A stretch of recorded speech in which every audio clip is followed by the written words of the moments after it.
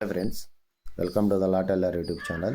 My name is Kollur Ramanyal Advocate Vakkalagada, Krishna District, Salapalli Mandalam.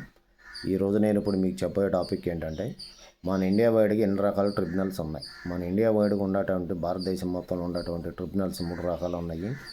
క్యాటు, NGT, NCLT. CAT, NGT, NCLT అనే 3 రకాల tribunal ఉన్నాయి.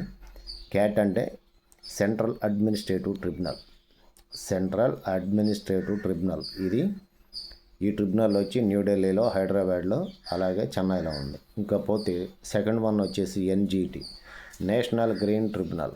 ఈ national green tribunal అనేది మన ఇండియాలో న్యూఢిల్లీలో ఉంది, బెంచ్ చెన్నైలో ఉంది, కోల్కతాలో ఉంది, పూణేలో ఉంది, భోపాల్లో ఉంది. ఎన్జీటీ అనేది నేషనల్ గ్రీన్ ట్రిబ్యునల్ అనేది న్యూఢిల్లీ, చెన్నై, కోల్కతా, పూణే, భోపాల్ ఈ 5 చోట్ల ఉన్నాయి. అలాగే ఎన్సీఎల్టీ అంటే ఏంటంటే national company law tribunal.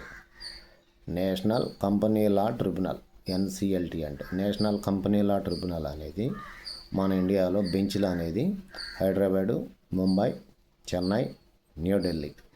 Hyderabad, Mumbai, Chennai, New Delhi ఈ యొక్క కంపెనీ లా ట్రిబ్యునల్ అనేది ఇక్కడ ఈ ప్రాంతాల్లో ఉన్నాయి. సో ఫ్రెండ్స్, టోటల్గా మన ఇండియాలో ప్రజెంట్ రన్నింగ్లో ఉన్నటువంటి 2026లో ఉన్నటువంటి tribunals CAT, NGT, NCLT. CAT, NGT, NCLT.